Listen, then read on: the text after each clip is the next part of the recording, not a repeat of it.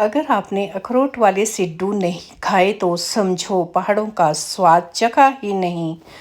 अखरोट की स्टफिंग, देसी घी, परफेक्ट पहाड़ी कॉम्बिनेशन। क्या आपके घर में भी सिड्डू बिना देसी घी में डुबोए अधूरा माना जाता है? आज तो रसोई में सिर्फ अखरोट के सिड्डू की खुशबू छाई है। तो नमस्ते, मेरा नाम है सुनीला सेठी। आज मैं बना रही हूँ अपने बच्चों की फरमाइश पर सिड्डू, वो भी अखरोट वाले। तो रात को सारा काम ख़त्म करने के बाद मैंने 3 कटोरी आटा ले लिया था। उसको पानी से और 1 चम्मच ईस्ट डालकर गूंथ लिया था, बहुत ही अच्छी तरह से रख दिया था सारी रात भर खुमेर होने के लिए। साथ ही मैंने अखरोट की गिरी भी पानी में डिप करके रख दी थी। तो सुबह होते ही जैसे ही किचन में पहुंची तो सिड्डू बनाने स्टार्ट कर दिए। सबसे पहले हम अखरोट की स्टफिंग पीसते हैं मिक्सर ग्राइंडर में। यहाँ पर मैंने कुछ अखरोट के टुकड़े बचा कर रखे थे चटनी बनाने के लिए। मिक्सर ग्राइंडर में अखरोट डालते ही मैंने हरी मिर्च इसमें तोड़कर डाली। मैंने इसके लिए तैयारी पहले ही करके रखी थी। पुदीना अपनी क्यारी से तोड़ कर लाया है और साथ ही है करी पत्ता। करी पत्ता इसलिए मन कर रहा है कि साथ में दोपहर के लिए कड़ी बना दूं। तो देखती हूँ, अगर मेरे पास टाइम हुआ तो मैं कड़ी बना दूंगी। साथ ही मैंने राजमा को पानी में भीगने के लिए छोड़ दिया था। बच्चों की फरमाइश आई, मम्मी कल हमने सिड्डू खाने हैं तो आप पहले से ही तैयारी करके रख देना, क्योंकि मेरा बेटा आ रहा था चंडीगढ़ से आज घर। तो सुबह 4 बजे वो निकला है और फिर उसके बाद चला गया था खेलने के लिए। तो बच्चों का क्या होता है, खेलते खेलते बहुत ज़्यादा टाइम हो गया था और उसने मुझे नहीं बताया है कि मैं आऊँगा और थोड़ी देर बाद नहाने धोने के तुरंत बाद मैं निकल जाऊँगा, क्योंकि उसको करवाना था गाड़ी का काम।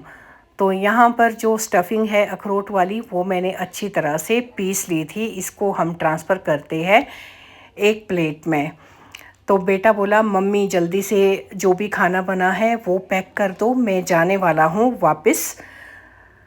तो सिड्डू मेरे जो भी तैयारियां कर रखी थी मैंने सिड्डू बनाने की, तो वो फटाफट से मैं किचन में गई और सिड्डू बनाने मैंने स्टार्ट कर दिए।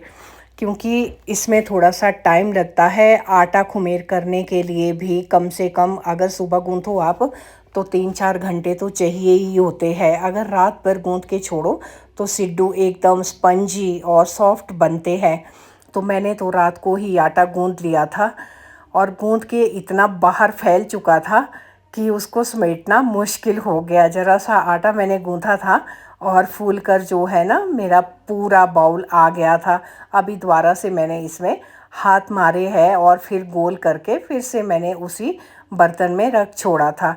अब प्लेट हटाते ही देखती क्या हूँ और फिर से प्लेट में चिपकने लग गया आटा। 2-4 हाथ और मारती हूँ ताकि जो इसमें एयर बबल्स बने हैं वो अच्छी तरह से फट जाए और आटा हमारा अच्छी तरह से हो जाए। तो बस फिर क्या था, साथ ही मैंने स्टीमर रख दिए थे जिसको मैंने तेल से पहले ही ग्रीस करके रखा था। और अब बारी आती है सिड्डू बनाने की। पहले तो मैंने हाथ से बनाने की कोशिश की, मुझे लगा ये सिड्डू शायद से अच्छा नहीं बनेगा, कहीं से मोटा और कहीं से पतला होने वाला है। तो पहला पहला सिड्डू तो मैंने हाथ की सहायता से ही बना दिया था और मुझसे हमेशा ही सिड्डू जो है ना बड़े साइज़ में बनते हैं। हमेशा ही बच्चे बोलते हैं, मम्मी आप इतना बड़ा बड़ा क्यों बनाते हो? चपातियाँ भी मुझसे बड़ी बनती है और सिड्डू भी मुझसे बड़े बनते हैं। तो मैंने पहला सिड्डू अपने हाथों की सहायता से ही बनाया और दूसरे सिड्डू को मैंने शेल्फ पर बेल दिया था। और किसी बहन का मुझे पहले भी कमेंट आया था कि आप शेल्फ पर मत बेला करो। ऐसा नहीं है, मैं हमेशा ही शेल्फ पर बेलती हूँ। मुझे चकला बेलना लेने की आदत बिल्कुल भी नहीं है। बहुत ही अच्छी तरह से मैं शेल्फ को पहले क्लीन करती हूँ, उसके बाद ही इस पर खाना बनाती हूँ। जो भी मुझे चपातियाँ बेलनी होती है, आज मैं सिड्डू बना रही हूँ। तो बस एक सिड्डू हमारा बनकर तैयार हो गया था। इसको हम रख देते हैं स्टीमर में और बारी आती है दूसरे सिड्डू बनाने की। जो कि मैं उसको शेल्फ पर बनाने वाली हूँ।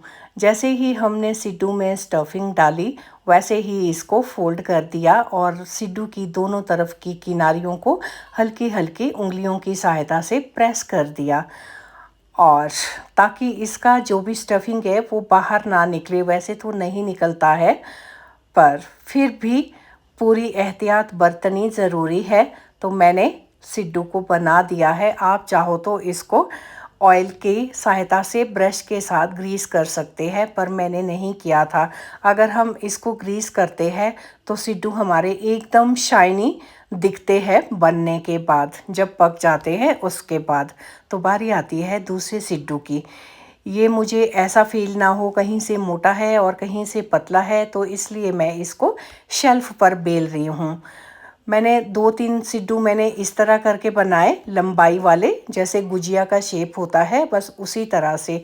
और कुछ सिड्डू मैंने गोल बनाए। गोल इसलिए, जहाँ मेरे स्टीमर में 2 या 3 सिड्डू आ रहे थे वहाँ पर 4 या 5 इजीली आ रहे थे गोल वाले सिड्डू।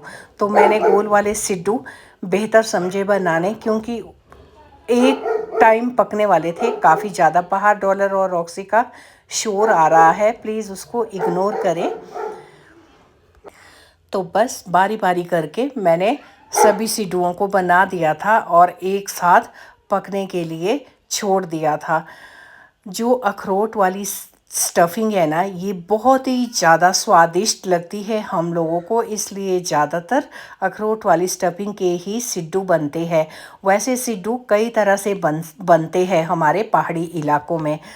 भांग के सिड्डू हुए, भंगजीरी के हुए, तिल के और उड़द की दाल के, मीठे सिड्डू, सोयाबीन के आटे के सिड्डू, गुड़ डाल के या शक्कर डाल के आप बना सकते हैं मीठे सिड्डू। ये थे हमारे नमकीन वाले सिड्डू, क्योंकि बच्चों को नमकीन सिड्डू खाना पसंद है, तो इसलिए मैंने आज बना दिए थे नमकीन सिड्डू।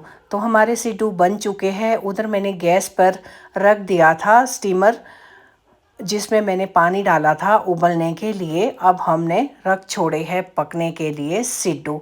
इधर हम साथ के साथ तैयारियां करते हैं चटनी बनाने के लिए, चटनी बनाने की तैयारी करते हैं। तो उसके लिए मैंने पहले ही वही वाला जार लिया है जिसमें मैंने सिड्डू की स्टफिंग को पीसा था। इसमें मैंने पुदीना डाला है, प्याज डाला है और 3-4 हरी मिर्चें, कुछ टुकड़े अदरक के और कुछ कलियां लहसुन की, और साथ ही अखरोट जो कि मैंने स्टफिंग में से बचा कर ही रखे थे।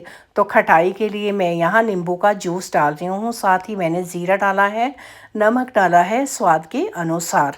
तो हमारी चटनी बनकर तैयार हो गई। तो उधर रिंपू भी नहा कर आ गया था कि मम्मी बन गया खाना, उसको बड़ी जल्दी लगी थी। तो मैंने देखा छुरी की सहायता से कि बहुत ही अच्छी तरह से पक चुके हैं। जब मैं इसमें छुरी डाल रही थी तो इसमें बिल्कुल भी कच्चा आटा नहीं लग रहा था, इसका मतलब ये पक चुके हैं। तो मैंने स्टीमर को साइड में निकाला और गर्मा गर्म एक सिड्डू निकाला और अपने बेटे को दे दिया। क्योंकि मेरा बेटा घी नहीं खाता है, इसलिए उसको मैंने चटनी के साथ ही सिड्डू खिलाया। तो आप देख सकते हैं कटर की सहायता से मैं सिड्डू को काट रही हूँ। जल्दी इतनी थी कि मुझे समझ ही नहीं आ रहा था। मैंने अपना वीडियो भी अच्छी तरह से नहीं बनाया, और किसी दिन मैं ज़रूर स्पेशली नेक्स्ट टाइम किसी और चीज़ के सिड्डू बनाऊंगी, उसकी रेसिपी बहुत अच्छी तरह से आप लोगों को शेयर करूंगी। तो बस चटनी भी थोड़ी सी कम बनी थी क्योंकि मुझे ये दूर तक पहुंचानी थी, तो इसलिए थोड़ी सी चटनी मैंने बेटे को दी और सिड्डू भी। तो इंजॉय।